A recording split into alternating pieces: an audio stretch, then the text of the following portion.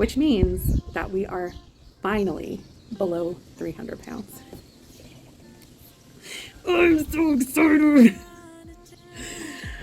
Looking back on the things that we've taken for granted, but good morning. It's Monday on week 26, yes. And this is our second week of taking the Semaglutide compound. If you are interested in seeing what compounds are, why I had to switch, all of that, if you missed my video from last week, I'll put a link up here. But I was on Wegovy for 24 weeks while I had the 6-month bridge coupon. And when that coupon ran out, it was no longer affordable for me to stay on Wegovy. So I ended up having to switch to a compound.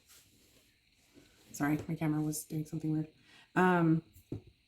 Anyway, so I've since switched to a semaglutide compound. The compounding pharmacy that I use does a proprietary rapid dissolve tablet. So I stick this under my tongue and it does that. Last week I had a problem. I put it under my tongue and it ended up leaching all of the moisture from the tissue underneath my tongue because I didn't have enough saliva. And so I contacted the pharmacy and they told me the best way to do this is to first put some water under my tongue so that it has plenty of liquid to dissolve itself in, because like all the skin on those areas where it had leached the moisture, like it went like all white and it ended up peeling off. It was not a good situation. It was very painful for several days. So they told me to try it again this week using the water trick, and that if it was still an issue, that they would go ahead and switch me back to the subdermal injection. So we're going to try this out and see how it goes.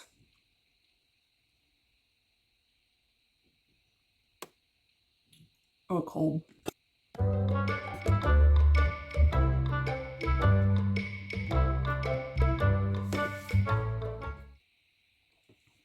Okay. So that took a full 10 minutes. Now, obviously, I don't have any burning on the bottom of my tongue because it wasn't sitting on the tissue. But that just took forever.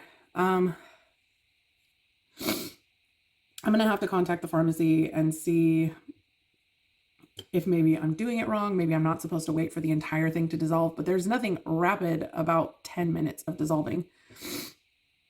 So I'm going to have to contact them and see what's going on. Because that's not really feasible for me to just sit here for 10 minutes every morning, or not every morning, but every Monday morning and just wait for that thing to dissolve. And I mean, there's a part of me that feels like it's not as effective because like it's having to dissolve in the water. And then I don't know how much of that is actually being absorbed. I don't know. I'll talk to them and see what they say, and I'll get back to you guys and let you know. But it just doesn't, I mean, I was excited about not having to deal with the needles and stuff, but at least then I know that all of the medicine is in me. I don't have to be concerned about if I'm actually absorbing it or if it's just being destroyed or what the heck is going on. So I'll contact them today and I'll let you guys know what we talk about and what their decision is as far as how we want to do that. But sorry. And it made my nose run like really bad. I mean, I was really congested before, so I guess I should be happy about that. But anyway, so this week and you can see like my house is a disaster. I have Nikki's baby shower in less than 2 weeks. So I'm in full on prep mode. This weekend is Easter and my anniversary. My 13-year wedding anniversary is a week from today. So it's just there's just a lot going on. So anyway, I hope you guys are having a good week, and I will keep you posted on the sublingual, and that's it for now. Have a good day. Hey guys, so I just wanted to give you a little bit of an update in regard to the rapid dissolve tablets. So I spoke with Stonegate and they said that it definitely shouldn't be taking 10 minutes for them to dissolve. They said that they are hand pressed, so it's likely that whoever pressed the tablets probably just used too much pressure. So they're pressed too firmly and that's why they're not dissolving properly. So he recommended that I try to break them in my fingers a little bit before I put them under my tongue. So I'm going to give that a try next week and see if that doesn't help. He said that ideally it should be dissolving and sitting under my tongue for ideally about 5 minutes. It shouldn't take that long to dissolve, but it's good to hold it underneath my tongue for about 5 minutes so that the drug has enough time to absorb into my system. Now, he did let me know that if I decide that I don't want to deal with the semaglutide, with the rapid dissolve tablet, if I decide that I want to switch to the injectable, I can do that. There's a small price difference, but the price difference isn't so small because apparently there was an error and they only charged me for 1 month instead of 3 months. I didn't know that because I use my HSA to pay for it. And so obviously I don't check the balance and see how much they paid.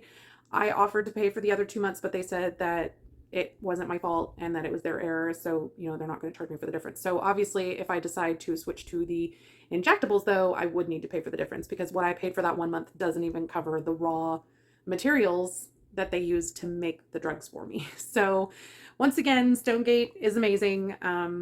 I can't imagine any other pharmacy not being like, hey, yeah, so we made a mistake and you need to pay for the rest. So I'm just going to stick with these for now. I'm going to wait and see what my weight loss is like this week. And if I still gain or if I don't lose, then I may change my mind. But for now, I think I'm just going to stick with what I got and see how it goes from here. Okay. Bye. He's my little baby dragon.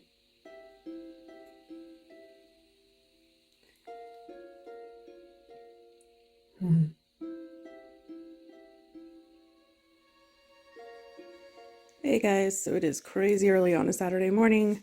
No Nikki this week because it is Easter week and the grocery stores are closed on Sunday. So I got up at the butt crack of dawn to avoid the crowds. So anyway, I picked up some cilantro, mango, lime, and tomato to make some mango salsa for some pineapple chicken I'm doing next week. I also have some almonds for a salad. Coleslaw and the shredded cabbage are also for salad. And then I got some snow peas for that aside for that pineapple chicken. I'm going to be doing a steak and potato skillet that I'm pretty excited about next week. And I got some chicken breast for lunches and that pineapple chicken, some buttermilk, blueberries, and a lemon for some sheet pan blueberry lemon pancakes that I'm also pretty darn excited about next week. And then I picked up some pineapple slices, some more chicken maple sausage. I got some mandarin oranges for the Chinese chicken salad I'm going to be doing for lunches next week. If you know, you know. And then I got some baking spray because I haven't had any in a while and I have a feeling I'm going to need it for that giant sheet pan pancake. And then I picked up a couple more of these. It's literally just 2 of them, of those milk chocolate coconut chews because I wanted a little treat. Anyway, that is the haul for this week. I'm going to put the total up here. And that's it. Taking a look at next week's menu. So for breakfast, we're going to be doing some lemon blueberry sheet pan pancakes. For lunches, I'm going to be making some Chinese chicken salad. And then for dinner, we're going to be doing garlic butter steak and potatoes and pineapple chicken and rice. The rest of the week, we do some form of leftovers. And then on the weekend, we eat out once a day. Make sure you're subscribed and hit the notification bell so you don't miss the cooking video next week. Hey guys. So it's the end of week 26. Sorry, it's been a long day. Anyway, I'm sitting outside right now because my husband's on a conference call inside, so I just figured I'd come out here. So you may hear the dog doing things in the background. He's enjoying being out here with me. Anyway, just wanted to get on here and talk through, non-scale victories, side effects, and of course, my results for the week. So non-scale victories, we had a lot of them this week. So I went shopping because, as I'm sure you guys have noticed, my clothes have started getting a little loose. I haven't really wanted to spend a lot of money on clothes because I know I'm in transition. I'm going to keep losing and, stuff's going to keep getting smaller. So, my clothes are going to keep getting too big. I'm going to keep getting smaller. Anyway, and so I was at Walmart doing something else. Helios, leave that alone. Hold on. Sorry, my dog found a spiny caterpillar making its way across the patio and he decided he'd want to give it a lick and yeah. Anyway, I was in Walmart doing some other shopping and they had this display of tank tops, and I think I told you guys this already a couple weeks ago. I had bought a 2X and the 2Xs were too big. So I went ahead and bought some 1X tank tops, and lo and behold, they fit. So it's just crazy to me that I'm wearing 1X shirts. And I had another 2X shirt that I bought not long ago. That is definitely getting loose on me as well. So, and that was a 2X. I think I said that. Sorry, I'm a little distracted. He keeps acting like he's going to go back and try and find that caterpillar, and I don't know if it's poisonous or not. I don't want him to get sick. Anyway, so anyway, I got some new tank tops in 1Xs, so I'm down to a 1X in shirts. Bottoms, I've always been a bottom heavy girl, so I'm still wearing like 3Xs on the bottom. So I went to the chiropractor with my husband this weekend, and we've been going to the same chiropractor my whole family goes to him, has been going to him for years. And, you know, I always sit in the waiting room, and the chairs there have always been really difficult for me to sit in because they have arms. Any fat girl will tell you the arms are our nemesis. Chair arms are our nemesis. Anyway, I went and I was sitting in the waiting room, and I just sat in the chair. And then I didn't realize until I'd been sitting there for a little bit that I was able to sit in the chair, and I wasn't, you know, the arms weren't digging into me. I mean, the most recent time before I started my weight loss, before I started Wegovy, when I went there, I couldn't even sit all the way in the chair. Like, my hips were so wide that I couldn't fit. And before that, I was able to squeeze in, but then it would be really uncomfortable. Like, it would dig into the sides of my legs, like my thighs and my hips. So that was really exciting. Richard and I also went to see a movie for our anniversary, and I was able to put the armrests down in the theater. So it's just lots of little things that I'm noticing that, you know, I wasn't able to do before, or that were really uncomfortable for before, that now all of a sudden they're just happening. I'm just able to do them, and it's no big deal. So for side effects, really the only thing that I noticed this week was I had some mild nausea and diarrhea on Sunday. But as you guys know, I do calorie cycling, and so I usually end up with a bunch of extra calories on Sunday. I woke up early and made breakfast on Sunday morning. I made myself a Dutch baby. If you've never had Dutch babies, oh, they're so good. It's kind of like a giant baked crepe, and they puff up really big, and you put some jam, and you cook them in butter. And because I had a lot of calories left, so I was trying to find a way to, you know, use up those calories. And then we ended up meeting Nikki and her husband Tanner for dinner at Chili's. Well, it was like an early dinner. And Nikki and I shared a salad, and then I had a coupon for a free dessert. So we tried that skillet cookie thing that they had, and it was super rich. We shared it between all four of us, and towards the end there was still quite a bit of cookie left. And I normally in the past, like, that would have been something where I would have for sure just finished the cookie off just because it was there, but I stopped eating it. So, I mean, I guess that's another NSV, but I also, then later in the evening, I still had a lot of calories left.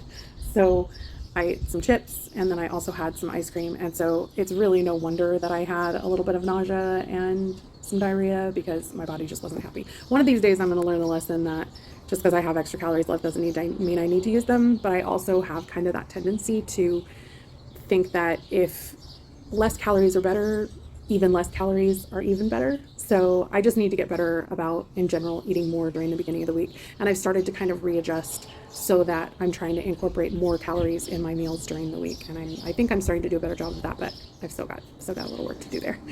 So results, and this week the results were very exciting. Hold on just one second, my dog. He's still trying to mess with that caterpillar, hasn't learned. Anyway, so this week we had some extremely exciting results, because after we had that gain last week, I stepped on the scale this morning and I had lost 4.6 pounds, which means that we are finally below 300 pounds. I'm so excited. So obviously I am overjoyed. That means that my total weight loss today is at 67.8 pounds, at 297.6. So, like, I'm not just barely under, like, I'm under 300. And that is the most that I've lost in a week since week 5. So I know there was some question last week as to whether or not it was the compound that was keeping me from losing weight, but obviously it was, as I suspected. It was just some excess water weight for whatever reason that my body was holding on to.